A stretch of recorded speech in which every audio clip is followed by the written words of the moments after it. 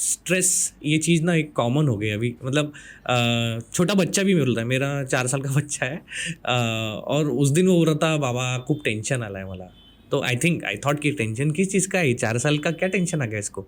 तो 4 साल से बच्चे से लेके तो बूढ़े तक पीपल से tension. I am not sure whether tension is same stress और नॉट, बट स्ट्रेस ये बहुत common even in social media.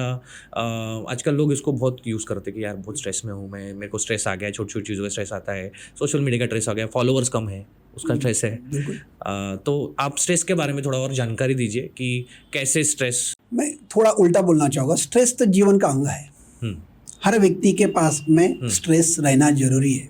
बिना स्ट्रेस से कोई जीवन नहीं है. ठीक है, मुझे यहाँ पे आना है, इंटरव्यू देना है, तो मुझे स्ट्रेस होगा 4 बजे कि 5 बजे जाना है और मुझे आपके साथ में इंटरव्यू करना है. Right, correct. सागर कापरे अरे बापरे के साथ मुझे इंटरव्यू करना है. मुझे स्ट्रेस आया तो भी मैं आ पाया. मुझे घर में जाना है, मुझे तैयार होना है, मुझे मेरी बेटी को बोला कि नहीं अभी मैं आपको होमवर्क नहीं कर पाऊँगा, मुझे कहीं तो भी इम्पोर्टेंट इंटरव्यू के लिए जाना है.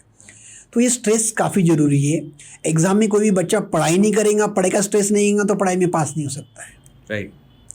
तो स्ट्रेस एक माइंड का हिस्सा है. स्ट्रेस एक लाइफ का अंग है. कोई भी व्यक्ति विदाउट स्ट्रेस नहीं, जिसको स्ट्रेस नहीं वो लाइफ नहीं जी पा रहा है. करेक्ट. नंबर 1. इसको कॉमन टर्म में जो बात करते हैं, जो स्ट्रेस बोलते हैं या टेन्शन बोलते हैं, that is not a stress, that is a distress. मराठीमध्ये सांगायचं तर दिस इज ताण तणाव. ताण प्रत्येकाला असतो, तणाव नसायला हवा. Okay okay. तो मी इथे येण्याचा मला ताण आहे म्हणून मी इथे आलेलो. एक्झामला मला परीक्षेचा ताण आहे म्हणून मी अभ्यास करतोय. पण मला ज्या तणाव होऊन जाईल, कसं होईल इंग्लिश में क्या बोलेंगे उसको डिस्ट्रेस बोल. डिस्ट्रेस. तो स्ट्रेस ठीक है, डिस्ट्रेस नहीं होना चाहिए. डिस्ट्रेस नहीं होना. और हिंदी में उसको तनाव बोलेंगे. तनाव बोलेंगे. ठीक है, तनाव. तो ये जो मेरा स्ट्रेस जब तनाव में निर्माण हो जाएगा, तनाव में उसका रूपांतर हो जाएगा, या you can say this called eustress और distress. In scientific language distress is called eustress, अच्छा वाला स्ट्रेस. पढ़ाई में करना है, शादी करना है, घूमने जाना है, कब पैकिंग करना है, गोवा घूमना है, तो यू स्ट्रेस. टिकट मिलना चाहिए, फ्लाइट मिलना चाहिए, रेलवे मिलना चाहिए, ये यू स्ट्रेस हो गया. बट कैसा होगा, फ्लाइट मिलेगा का नहीं मिलेगा, 2 घंटे 4 घंटे पहले फ्लाइट है और अभी से मैं पैकिंग करना शुरू करो, 3 घंटे पहले जाके बैठ रहा हो और फिर भी पैनिक हो रहा हो, that is a distress. Correct, got it. So eustress is useful, distress is bad for your life और बैड फॉर योर हेल्थ. तो जो व्यक्ति यूस्ट्रेस को बार बार कंट्रोल नहीं कर पाता, मैनेज नहीं कर पाता, उसको कवर नहीं कर पाता, कोपअप नहीं कर पाता, उन लोगों को डिस्ट्रेस होता है. उसी को सिंपल लैंग्वेज अपन टेंशन बोलते हैं. बट ये लाइफ में ये स्ट्रेस और डिस्ट्रेस आने ही वाले हैं. अपना लाइफ ही ऐसा रूटीन चेंज हो चुका है. अब एक दिन में हर व्यक्ति ने 10-10 काम ले चुके हैं. ये भी करना है, वो भी करना है, वो भी करना है. तो रूटीन मैनेज करने के लिए सब काम करते समय अपने को स्ट्रेस आना जरूरी है. बट जब डिस्ट्रेस आता है तो आपका बॉडी रेस्पॉन्ड करना शुरू कर देगा.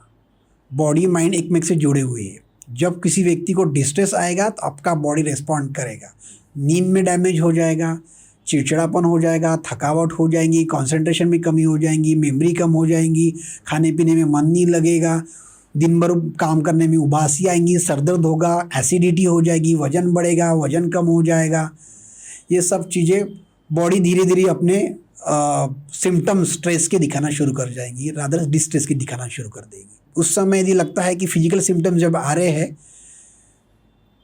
3 प्रकार के सिम्टम्स आ सकते हैं. फिजिकल सिम्टम्स आ सकते हैं, इमोशनल सिम्टम्स आ सकते हैं, वैचारिक समस्या आ सकती है.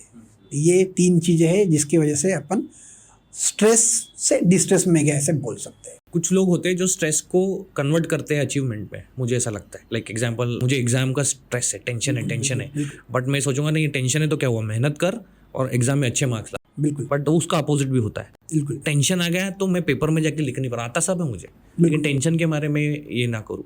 तो उसको ओवरकम कैसे किया जाए? जो पर्सन मतलब जिनमें कॉन्फिडेंस कम है या फिर उनका ब्रेन उनको हेल्प नहीं कर रहा टू ओवरकम द स्ट्रेस और टेंशन, वो लोगों ने क्या करना चाहिए? थोड़ा सिंपल करना चाहूँगा. जिसको स्ट्रेस है या डिस्ट्रेस है, he should be resilient.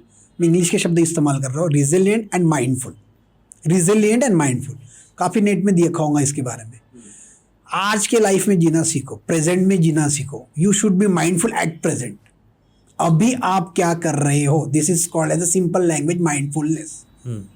Resilient मतलब हर सिचुएशन को हैंडल करने की एक शक्ति, आइदर आप उसको विल पावर बोलो या प्रॉब्लम सॉल्विंग स्किल बोलो या फिर कोपिंग स्किल बोलो।